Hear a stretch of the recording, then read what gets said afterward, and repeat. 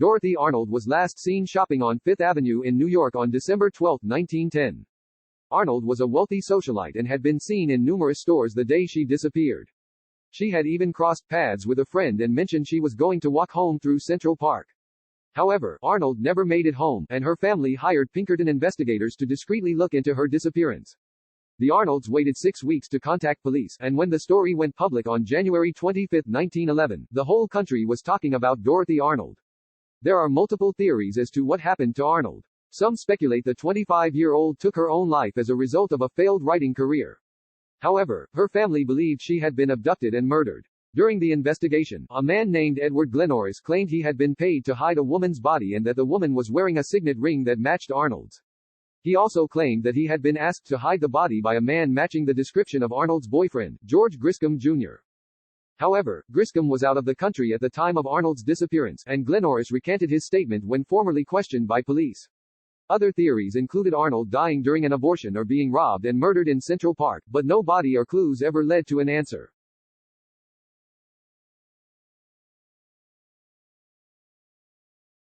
In the early hours of August 31, 1888, the body of 43-year-old Mary Ann Nichols was found in the Whitechapel district of London's East End. Her murder would be considered the first in a string of serial murders attributed to Jack the Ripper. Jack the Ripper, also referred to at the time as Leather Apron, terrorized London's East End by violently murdering sex workers. Letters claiming to be from the Ripper were also sent to the press and law enforcement in an effort to taunt the Metropolitan Police for being unable to catch the killer. In addition to Nichols, it's believed that Jack the Ripper was responsible for the murders of Annie Chapman on September 8, 1888, Elizabeth Stride and Catherine Eddowes on September 30, and Mary Kelly on November 9. The Ripper's murders grew more violent over time. Eddowes' kidney was stolen and part of it was later sent in one of the Ripper letters. Kelly's body was so mutilated that she reportedly could only be identified by her eyes and ears. Despite multiple suspects being identified over the past century and a half and advancements in DNA testing, the identity of Jack the Ripper remains a mystery.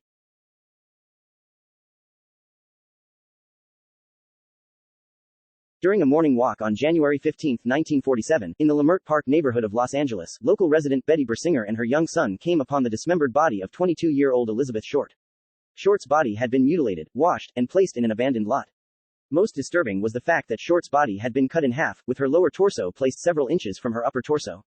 Short's murder instantly became a media sensation, and she was dubbed the Black Dahlia, in reference to the popular film The Blue Dahlia. Police looked into approximately 150 suspects at the time and believed that someone with medical knowledge had tortured, mutilated, and dismembered Short, then left her remains in the abandoned lot. An anonymous letter likely written by the killer, along with some of Short's personal belongings, were also sent to the LAPD in the days following January 15. Many still believe Elizabeth Short was murdered by Dr. George Hodel, who had previously been a suspect in his secretary's murder.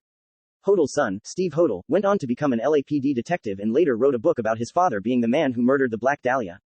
The death of famed writer and poet Edgar Allan Poe has been a topic of debate for more than 160 years. Poe was found near death in a gutter on October 3, 1849, while visiting Baltimore.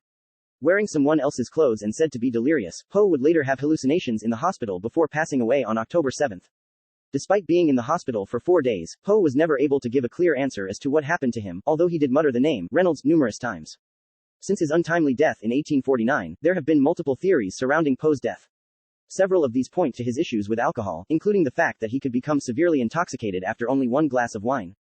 It's believed Poe may have been suffering from alcohol withdrawal or that he'd been beaten while intoxicated leading up to his death. Another theory states that Poe was a victim of couping, a form of fraud where men were made to vote multiple times in elections by wearing different clothes. The men were typically rewarded with alcohol. As it turned out, there was an election in Baltimore the day Poe was found in the gutter, but it's impossible to prove whether or not he participated in this scheme.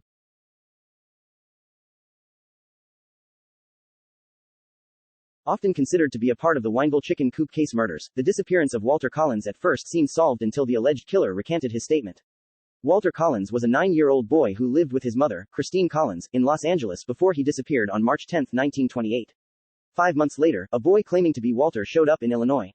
When the boy arrived in Los Angeles, Christine told the LAPD that the boy was not Walter. However, the police forced Christine to take the boy home and even had her committed to a psychiatric ward for 10 days when she refused to believe that the boy was Walter. The boy eventually confessed to not being Walter, and the case went cold again. However, the case picked up when Gordon Northcott and his mother, Louise Northcott, were accused of murdering 2 boys they had kept in their chicken coop in Wineville, CA. They were also accused of kidnapping and murdering Walter. Although Gordon initially said his mother had killed Walter, he eventually told Christine Collins he and his mother had not been responsible for Walter's death. Christine believed Gordon and continued looking for Walter until the day she died. Around lunchtime on September 16, 1920, a horse-drawn cart pulled up in front of the U.S. Assay office across the street from the J.P. Morgan building. The man driving the cart slipped into the midday crowd only moments before the cart exploded. 30 people were instantly killed as metal debris flew everywhere, and 300 were injured as a result of the explosion. In total, 38 people died. Despite an extensive investigation, authorities were never able to determine who loaded the cart with dynamite and metal weights. However, it was suspected that a group of Italians operating under the name American Anarchist Fighters may have caused the explosion, as they were suspected in a separate bombing only a year prior.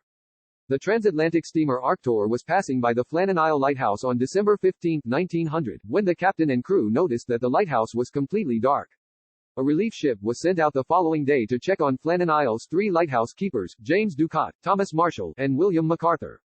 While it appeared that the table in the lighthouse's kitchen had been set for dinner, there was no one to be found. A full search of the island led investigators to believe that the men likely drowned during a storm while trying to secure equipment at the dock. However, a logbook supposedly kept by MacArthur told a different story. In the logbook, MacArthur wrote about a terrible storm that took place from the 12th-15th but indicated that all three men had survived the storm. Some believe that the logbook proved some sort of supernatural force, like a sea monster, was to blame for the men's deaths. However, the logbook is now believed to have been completely fabricated. More likely than not, the men probably did drown during a storm, though some still suspect that MacArthur may have murdered his fellow lighthouse keepers before taking his own life.